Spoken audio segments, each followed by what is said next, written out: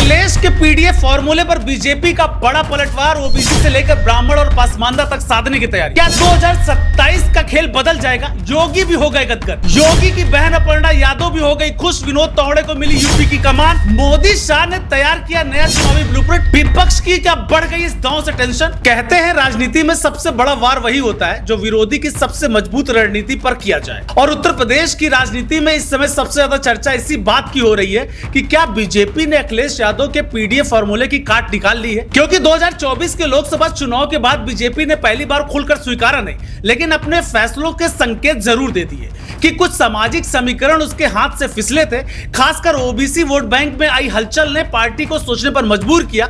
यही वजह है कि 2027 की लड़ाई से पहले मोदी, शाह और योगी की टीम ने ऐसा चक्रव्यूह तैयार किया है जिसकी चर्चा लखनऊ से लेकर दिल्ली तक हो रही है। सबसे बड़ा संकेत है कि विनोद तावड़े को उत्तर प्रदेश का प्रभारी बनाया गया है और उसके साथ नई राष्ट्रीय टीम में अलग अलग सामाजिक वर्गों को बड़ी जिम्मेदारी देना।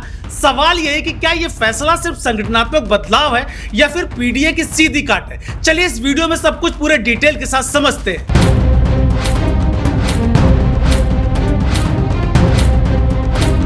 सबसे पहले बात विनोद तावड़े की। महाराष्ट्र से आने वाले तावड़े लंबे समय से संगठन के मजबूत रणनीतिकार माने जाते रहे, लेकिन उनकी नियुक्ति को सिर्फ संगठन तक सीमित नहीं माना जा रहा। राजनीतिक पंडितों का मानना है कि बीजेपी ने उन्हें इसलिए चुना है क्योंकि उत्तर प्रदेश में ओबीसी, खासकर कुर्मी समाज को लेकर पार्टी नई रणनीति बनाना चाहती है। 2024 के चुनाव में कई कुर्मी बहुल इलाकों में बीजेपी को अपेक्षित सफलता नहीं मिली।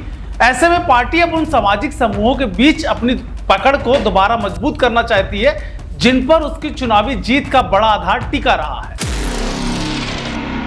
यही वजह है कि विनोद तावड़े की नियुक्ति को 2024 के नुकसान की भरपाई से जोड़कर भी देखा जा रहा है। उत्तर प्रदेश के करीब 26 जिलों में कुर्मी मतदाता प्रभावशाली भूमिका निभाते हैं। खासकर वाराणसी, प्रयागराज, प्रतापगढ़, कौशाम्बी, मिर्जापुर, चंदौली, बाराबंकी, सीतापुर, बहराइच, कानपुर नगर, कानपुर देहात, उन्नाव और अयोध्या जैसे कई जिलों में ये वोट बैंक चुनावी परिणामों को हमेशा से प्रभावित करते रहे। माना जा रहा है कि बीजेपी अब सिर्फ सहयोगी दलों के भरोसे नहीं रहना चाहती, बल्कि संगठन के जरिए सीधे इन वर्गों तक अपनी पहुंच बनाना चाहती है। यही कारण है कि ओबीसी चेहरे को इतनी बड़ी जिम्मेदारी दी गई है इस बार।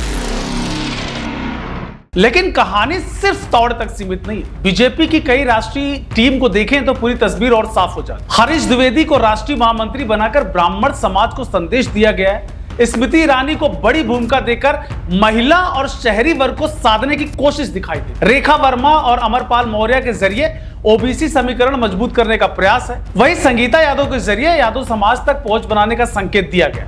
यानी जिस पीडीए की बात अखिलेश यादव करते हैं, बीजेपी उसी सामाजिक आधार में सेंध लगाने की तैयारी करती दिखाई दे रही है। सबसे दिलचस्प पहलू मुस्लिम समाज को लेकर भी सामने आया है। प्रोफेसर तारिक मंसूर को राष्ट्रीय उपाध्यक्ष और कुंवर बासित अली को अल्पसंख्यक मोर्चे का राष्ट्रीय अध्यक्ष बनाया गया है। दोनों को पसमानदा समाज से जोड़कर देखा जाता है। पिछले कुछ सालों से प्रधानमंत्री मोदी भी पसमानदा मुस्लिम समाज का जिक्र करते रहे। ऐसे में बीजेपी का संदेश बिल्कुल साफ माना जा रहा है कि वो सिर्फ पारंपरिक वोट बैंक पर निर्भर नहीं रहना चाहती, बल्कि नए सामाजिक समूहों में भी जगह बनाना चाहती है। और यही वजह है कि विपक्ष इस पूरी टीम को सिर्फ नियुक्तियों की सूची नहीं बल्कि चुनावी रणनीति के दस्तावेज के रूप में भी देख रहा है। इसी वजह से राजनीतिक गलियारों में चर्चा भी तेज है कि अपर्णा यादव जैसे नेताओं के लिए यह टीम सकारात्मक संकेत लेकर आई।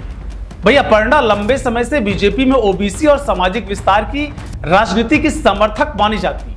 ऐसे में जब पार्टी ओबीसी, ब्राह्मण, महिला, यादव और पसमानदा समाज तक एक साथ पहुंच बनाने की रणनीति पर काम कर रही है, तो स्वाभाविक रूप से उनके राजनीतिक दृष्टिकोण भी अनुकूल माना जा रहा है। यानी बीजेपी सिर्फ चुनावी तैयारी नहीं कर रही, बल्कि सामाजिक प्रतिनिधित्व पर बड़ा संदेश भी देने की लगातार कोशिश भी की जा रही है।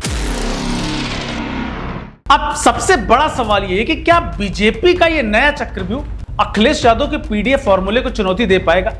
क्या Vinod Tawde OBC vote bank में पार्टी की पकड़ फिर से मजबूत कर पाएंगे? क्या ब्राह्मण, पिछड़ा वर्ग, यादव, पसमानदा समाज तक पहुंचने की रणनीति 2027 में सर दिखाएगी? फिलहाल इतना जरूर साफ है कि 2024 के बाद बीजेपी ने अपने सामाजिक समीकरणों की समीक्षा कर ली है और अब मोदी शाह के नेतृत्व में 2027 की लड़ाई के लिए नई बिसात बिछा दी गई है। यही वजह है कि सियासी गलियारों में चर्चा है कि बीजेपी सिर्फ चुनाव नहीं लड़ रही, बल्कि पीडीए की काट का पूरा खाका तैयार कर चुकी है। देश दुनिया की हर बड़ी सटीक और भरोसेमंद खबर देखने के लिए अभी विजिट करें हमारे वेबसाइट nowuttarpradesh.com और nownoida.com पर, क्योंकि यहां आपको सिर्फ सुर्खियां नहीं बल्कि पूरी जानकारी मिलेगी।